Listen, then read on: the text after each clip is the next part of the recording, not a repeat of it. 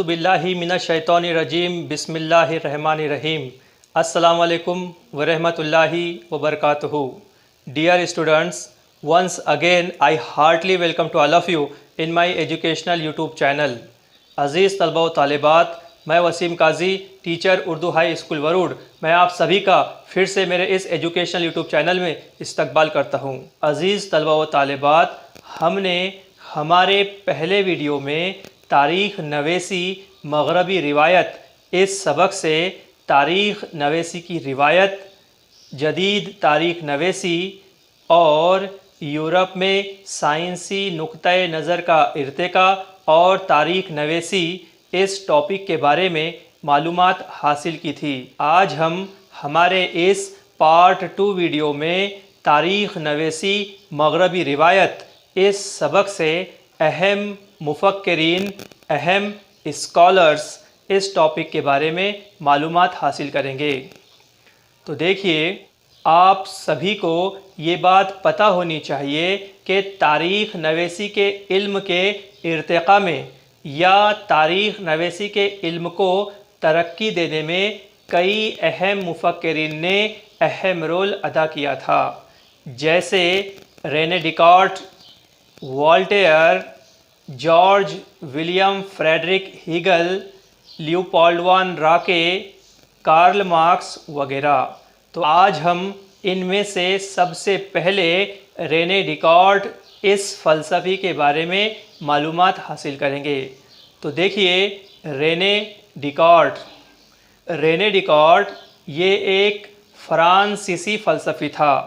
Renee Descartes ये एक French scholar था और याद रखिए, इसने कहा था कि तारीख़ नवेसी में, क्या कहा था इसने? इस फ़लसफ़ी ने कहा था कि तारीख़ नवेसी में जो तारीख़ी दस्तावेज़ात, जो हिस्टोरिकल डॉक्यूमेंट इस्तेमाल किए जाते हैं, उन तमाम हिस्टोरिकल डॉक्यूमेंट्स, उन तमाम तारीख़ी दस्तावेज़ात की पहले अच्छी तरह से तस्दीक कर लेनी चाहिए। उन तारीख़ी दस्तावेज़ात को पहले अच्छी तरह से चेक कर लेना चाहिए कि वो तारीख़ी दस्तावेज़ात सच है या झूठ, और फिर उसके बाद ही उन तारीख़ी दस्तावेज़ात को कबूल करना चाहिए।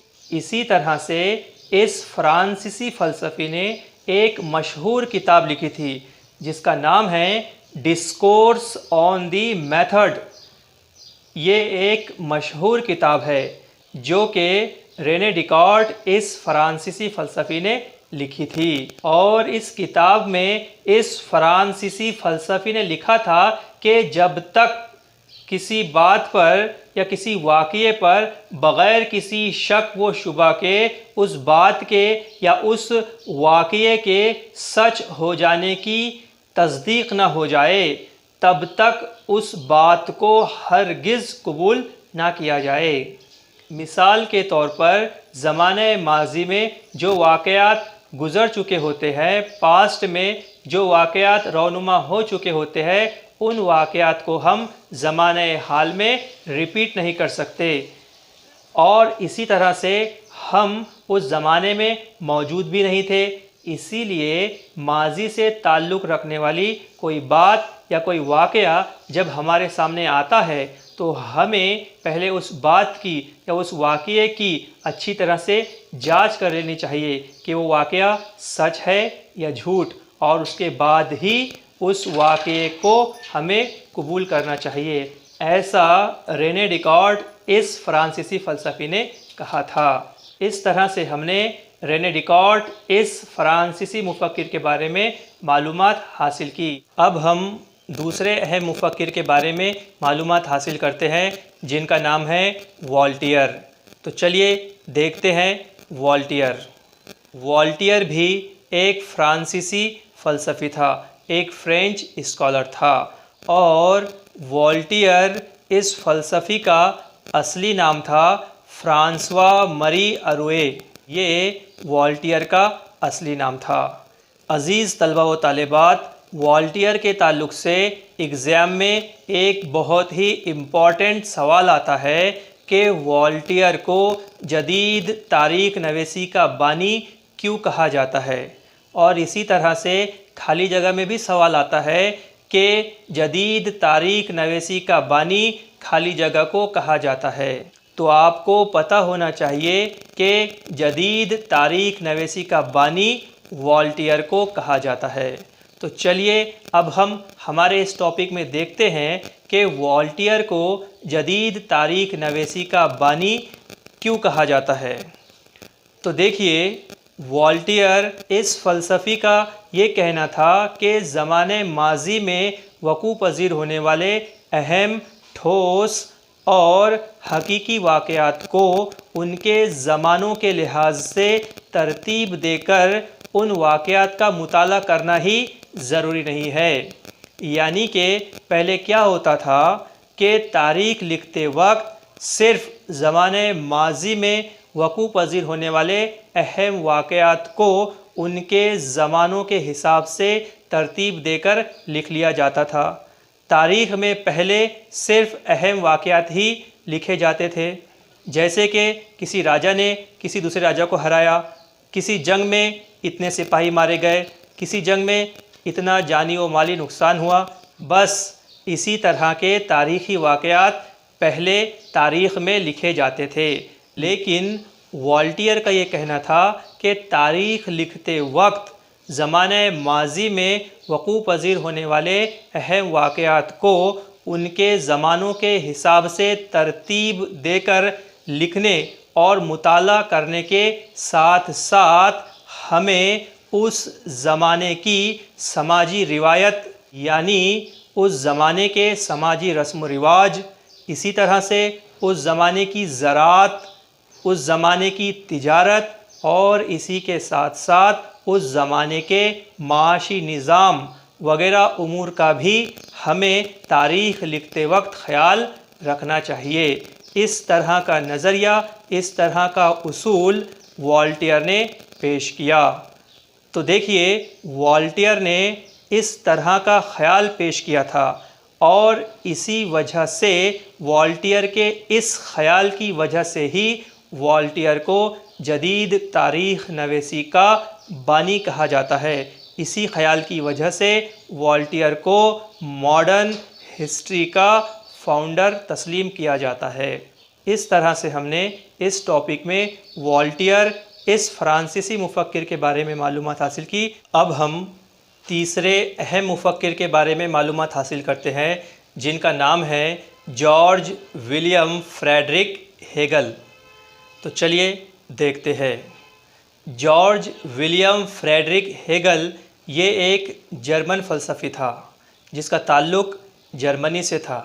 یاد رکھیے، اس فلسفی کا یہ کہنا تھا کہ تاریخ کو، ہسٹری کو منطقی طور پر پیش کیا جانا چاہیے، تاریخ کو لاجیکل طور پر پیش کیا جانا چاہیے۔ یعنی اس فلسفی کا یہ کہنا تھا کہ تاریخ کو ثبوتوں کی بنیاد پر پیش کیا جانا چاہیے، نہ کہ تاریخ کو کسی من گھڑت باتیں یا امیجنیشن طور پر پیش کیا جانا چاہیے۔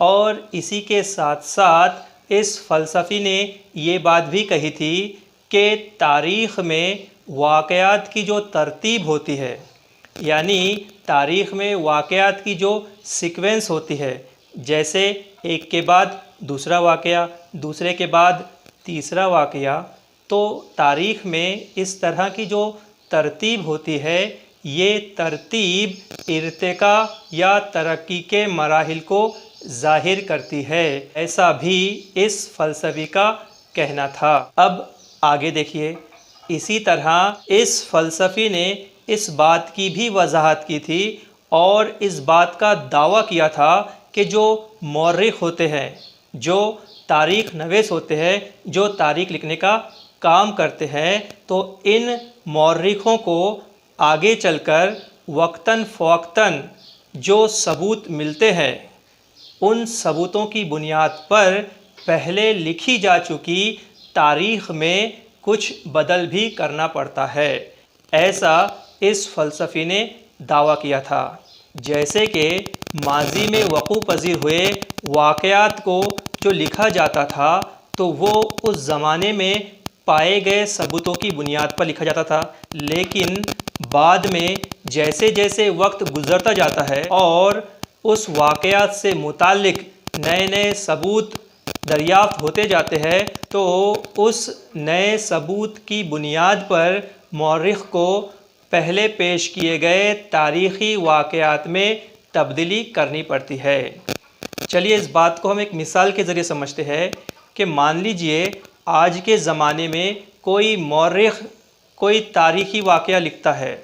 آج کے زمانے میں پائے گئے ثبوتوں کی بنیاد پر کوئی مورخ اگر کوئی تاریخی واقعہ لکھتا ہے اور پھر آگے چل کر آنے والی پیڑھی کے کسی نئے مورخ کو اسی تاریخی واقعے کے بارے میں کوئی نیا ثبوت دریافت ہوتا ہے، کوئی نیا ثبوت ملتا ہے، تو وہ آنے والی پیڑھی کا نیا مورخ پائے گئے اس ثبوت کی بنیاد پر اس زمانے میں پیش کی گئی تاریخ میں کچھ تبدیلی کر سکتا ہے، کچھ چینجز کر سکتا ہے۔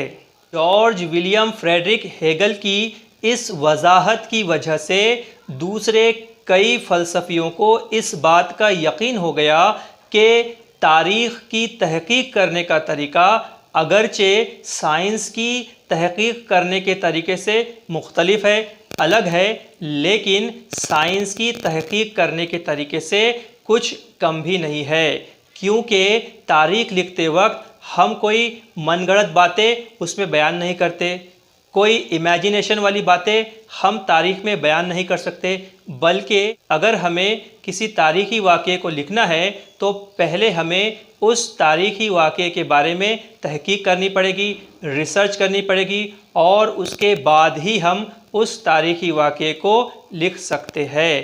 اس طرح سے دوسرے فلسفیوں کو بھی یقین ہو گیا کہ تاریخ کا تحقیق کرنے کا طریقہ یہ سائنس کے تحقیق کرنے کے طریقے سے کچھ کم نہیں ہے۔ اسی طرح سے جارج ولیم فریڈرک ہیگل نے دو مشہور کتابیں لکھی ہے، ایک انسائکلوپیڈیا آف فلاسافیکل سائنس اور دوسری ریزن ان ہسٹری۔ کتابوں میں سے انسائکلوپیڈیا آف فلاسافیکل سائنس، اس کتاب میں ہیگل اس فلسفی کے کئی لیکچرز اور کئی مضامین وغیرہ شامل ہے۔ اب ہم دیکھتے ہیں کہ جدلیت کسے کہتے ہیں۔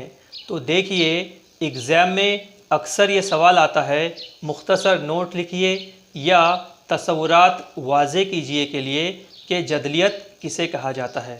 تو چلیے دیکھتے ہیں کہ جدلیت کسے کہتے ہیں۔ تو چلیے دیکھتے ہیں۔ فریڈرک ہیگل کے مطابق اگر ہمیں کسی تاریخی واقعے کا مطلب اخذ کرنا ہو تو اس واقعے کی درجہ بندی دو مخالف قسموں میں کی جاتی ہے، کیونکہ اس کے بغیر انسانی دماغ اس واقعے کو سمجھ نہیں سکتا، مثلاً اچھا برا یا سچ یا جھوٹ۔ چلیے اس بات کو ہم مثال کے ذریعے سمجھتے ہیں۔ اگر ہمیں کسی تاریخی واقعے کا مطالعہ کرنا ہو تو ہمیں اس تاریخی واقعے کا مطالعہ صرف ایک اینگل سے نہیں کرنا چاہیے، بلکہ ہمیں اس تاریخی واقعے کا مطالعہ دو اینگل سے کرنا چاہیے۔ یعنی ہم جب بھی کسی تاریخی واقعے کا مطالعہ کرتے ہیں تو اس وقت ہمیں ایک بات پازیٹیو وے سے سوچنی چاہیے اور اسی طرح دوسری بات نگیٹیو وے سے سوچنی چاہیے۔ مثال کے طور پر اگر ہم انگریزی حکومت کے بارے میں مطالعہ کرتے ہیں تو ہماری مثبت سوچ یہ ہوگی کہ انگریز ہندوستان میں تجارت کرنے کی غرض سے آئے اور ہندوستان میں آنے کے بعد انگریزوں نے یہاں پر بڑی بڑی بلڈنگیں بنائیں، بڑی بڑی کمپنیاں بنائیں، ہندوستان میں انگریزوں نے ٹرانسپورٹ کی سہولت کے لیے ریلوے شروع کیے، ریلوے بنائے، اور اسی طرح سے ہماری مثبت سوچ یہ ہوگی کہ انگریزوں نے ہندوستان میں ماڈرن ٹیکنالوجی کا آغاز کیا یا انگریز ہندوستان میں ماڈرن ٹیکنالوجی لے کر آئے۔ یہ ہماری انگریزی حکومت کے بارے میں مثبت سوچ ہوگی، پازیٹیو سوچ ہوگی۔ اسی طرح اگر ہم انگریزی حکومت کے بارے میں منفی سوچ رکھتے ہیں، نگیٹیو سوچ رکھتے ہیں، تو ہماری سوچ یہ ہوگی کہ انگریزوں کا برتاؤ ہندوستانیوں کے ساتھ بالکل بھی اچھا نہیں تھا، انگریز ہندوستانیوں پر بہت زیادہ ظلم و ستم کیا کرتے تھے، انگریز ہندوستانیوں کا معاشی طور پر استحصال کیا کرتے تھے وغیرہ۔ تو اس طرح سے ہماری یہ انگریزوں کے تعلق سے منفی سوچ ہوگی۔ تو یاد رکھیے، جب تک ہم کسی بھی تاریخی واقعے کو پازیٹیو اور نگیٹیو وے میں نہیں سوچتے، تب تک انسانی دماغ اس واقعے کو سمجھ نہیں سکتا، انڈرسٹینڈ نہیں کر سکتا، کیونکہ ہر واقعے کے دو پہلو ہوتے ہیں، ایک سچا اور دوسرا جھوٹا، یا ایک اچھا اور دوسرا برا۔ تو اس طریقے کو جدلیت کہا جاتا ہے۔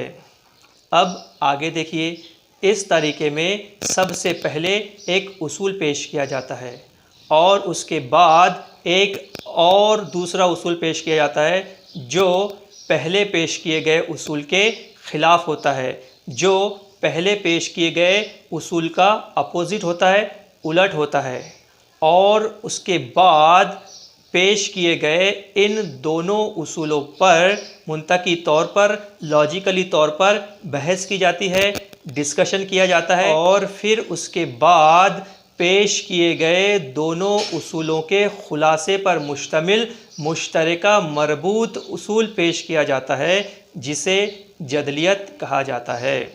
اس طرح سے ہم نے اس ٹاپک میں جارج ولیم فریڈرک ہیگل اس مفکر کے بارے میں معلومات حاصل کی۔ اب ہم ہمارے چوتھے عظیم مفکر کے بارے میں معلومات حاصل کرتے ہیں، جن کا نام ہے لیوپالڈ وان راکے۔ تو چلیے دیکھتے ہیں۔ لیوپالڈ وان راکے یہ بھی ایک جرمن فلسفی تھے، اور ان کا تعلق جرمنی کی برلن یونیورسٹی سے تھا۔ برلن یہ جرمنی کی راجدھانی ہے، جرمنی کی کیپٹل ہے۔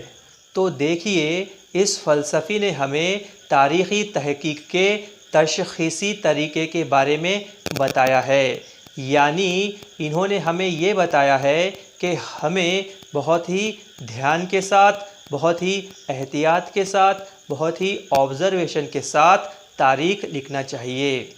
اسی طرح سے اس فلسفی نے اس بات پر زور دیا کہ جو اصلی دستاویزات ہوتے ہیں، جو آتھینٹک ڈاکومنٹس ہوتے ہیں، ان اصلی دستاویزات کے ذریعے ہمیں جو معلومات حاصل ہوتی ہے، ہمیں جو معلومات ملتی ہے، وہ معلومات بہت ہی زیادہ اہم ہوتی ہے، امپورٹنٹ ہوتی ہے۔ اسی طرح سے اس فلسفی نے اس بات پر بھی زور دیا کہ تاریخی واقعات سے تعلق رکھنے والے جو کاغذات ہوتے ہیں، جو دستاویزات ہوتے ہیں، ان دستاویزات یا ان کاغذات کی کڑی سے کڑی جانچ کی جانی چاہیے، اور یہ پتہ لگایا جانا چاہیے کہ تاریخی واقعے سے ریلیٹڈ یہ تاریخی دستاویزات، یہ کاغذات سچ ہے یا جھوٹ، اصلی ہے یا نقلی۔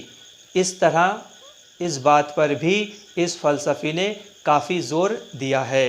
اس فلسفی کا ایسا ماننا تھا کہ اگر ہم اس طریقے پر عمل کرتے ہیں تو ہم تاریخ کی سچائی تک پہنچ سکتے ہیں، تاریخ کی صداقت تک پہنچ سکتے ہیں۔ اسی طرح سے تاریخ نویسی میں جو خیالی واقعات پیش کیے جاتے تھے، جو من گھڑت کہانیاں تاریخ نویسی میں پیش کی جاتی تھی، تو ایسی باتوں پر بھی اس فلسفی نے کڑی تنقید کی۔ جیسے کہ مثال کے طور پر آپ نے ایسوپس فیبلز پڑھے ہوگے، اس میں ایسوپس کی لکھی ہوئی جانوروں کے تعلق سے کہانیاں بیان کی جاتی ہے، اور ایسوپس کی ان کہانیوں میں جانور باتیں کرتے ہیں، اینیمل باتیں کرتے ہیں، جبکہ ایسا بالکل بھی نہیں ہوتا۔ اسی لیے اس فلسفی نے تاریخ نویسی میں جو من گھڑت باتیں پیش کی جاتی تھی، جو خیالی واقعات پیش کیے جاتے تھے، ان کی سخت مخالفت کی، اور اسی طرح سے اس فلسفی نے عالمی تاریخ لکھنے پر زور دیا، ورلڈ ہسٹری لکھنے پر زور دیا۔ عزیز طلبہ و طالبات، آپ کو یہ بات پتہ ہونی چاہیے کہ لیوپالڈ وان راکے نے کون سی دو مشہور کتابیں لکھی ہے۔ تو یاد رکھیے، لیوپالڈ وان راکے اس جرمن فلسفی نے دو مشہور کتابیں لکھی ہے۔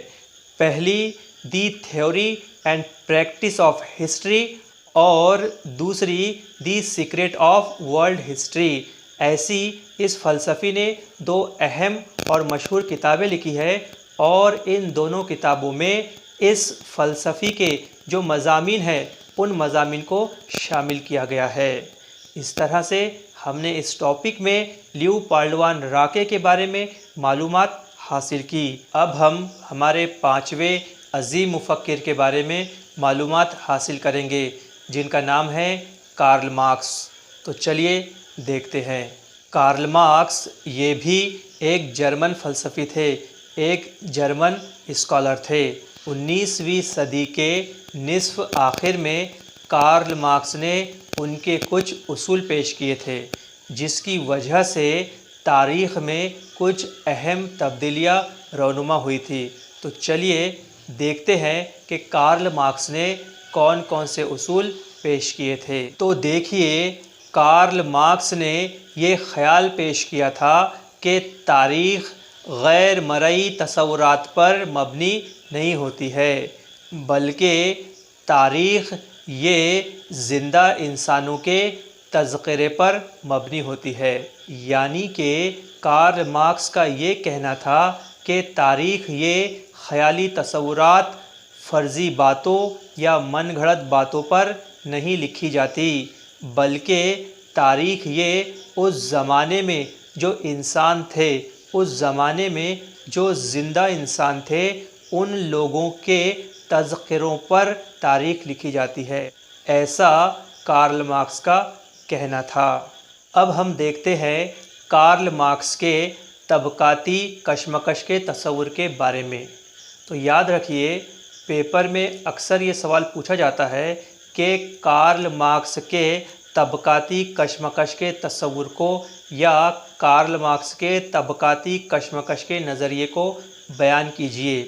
یہ ایک بہت ہی اہم ٹاپک ہے، تو چلیے اس ٹاپک کے بارے میں ہم دیکھتے ہیں کہ کارل مارکس کا طبقاتی کشمکش کا نظریہ کیا ہے۔ تو دیکھیے، کارل مارکس کا یہ کہنا تھا کہ انسانوں کے آپسی تعلقات، انسانوں کے آپسی رشتے، یہ لوگوں کو ان کی بنیادی ضرورتیں کیسے حاصل ہو رہی ہے، لوگوں کو ان کی بیسک نیڈز یعنی روٹی، کپڑا اور مکان، یہ جو لوگوں کی بنیادی ضرورتیں ہیں، یہ بنیادی ضرورتیں لوگوں کی کیسے حاصل ہو رہی ہے اس پر ڈیپینڈ کرتا ہے۔ مثال کے طور پر، اگر لوگوں کو ان کی بیسک نیڈز، ان کی بنیادی ضرورتیں آسانی کے ساتھ حاصل ہو رہی ہے تو لوگوں کے آپسی تعلقات اچھے ہوتے ہیں، اور اس کے برعکس اگر لوگوں کو ان کی بنیادی ضرورتیں آسانی سے پوری نہیں ہو رہی ہے، لوگوں کو ان کی بنیادی ضرورتیں پوری کرنے میں تکلیف ہو رہی ہے، تو لوگوں کے آپسی تعلقات خراب ہوتے ہیں اور لوگوں میں کشمکش پیدا ہوتی ہے۔ اب آگے دیکھیے، یاد رکھیے، بنیادی ضرورتوں کو پورا کرنے والے جو وسائل ہوتے ہیں، وہ وسائل سماج کے مختلف طبقات کو مساوی طور پر یا یکساں طور پر میسر نہیں ہوتے ہیں۔ کسی کے پاس بہت زیادہ وسائل ہوتے ہیں تو کسی کے پاس کم ہوتے ہیں، اور کسی کے پاس کچھ بھی نہیں ہوتے، جس کی وجہ سے سماج میں اس غیر مساوی تقسیم کی وجہ سے کشمکش پیدا ہوتی ہے۔ اور اسی طرح سے جن طبقات کے پاس زیادہ ذرائع پیداوار ہوتے ہیں، ایسے طبقات اپنے سے کم اور نچلے طبقات پر ظلم و ستم کرتے ہیں، ان کا معاشی استحصال کرتے ہیں، انہیں کمتر سمجھتے ہیں اور انہیں پریشان کرتے ہیں۔ یاد رکھیے، کارل مارکس نے اس کی مشہور کتاب داس کیپیٹل میں اس طبقاتی کشمکش کے نظام کو بہت ہی باریک بینی کے ساتھ پیش کیا ہے۔ اکثر پیپر میں سوال آتا ہے، صحیح جوڑی پہچان کر لکھیے، یا پھر خالی جگہ کے لیے کہ کارل مارکس نے کون سی کتاب لکھی، تو آپ کو پتہ ہونا چاہیے کہ کارل مارکس نے داس کیپیٹل یہ کتاب لکھی تھی۔ اور یاد رکھیے کہ یہ جو طبقاتی کشمکش کا نظریہ ہے، یہ تاریخ میں ایک اہم مقام رکھتا ہے۔ عزیز طلبہ و طالبات، اس طرح سے آج ہم نے ہمارے اس پارٹ 2 ویڈیو میں اہم مفکرین اس ٹاپک کے بارے میں معلومات حاصل کی۔ اب اس سبق کا بچا ہوا جو حصہ ہے وہ ہم ہمارے پارٹ 3 ویڈیو میں دیکھیں گے انشاءاللہ۔ شکریہ، تھینک یو۔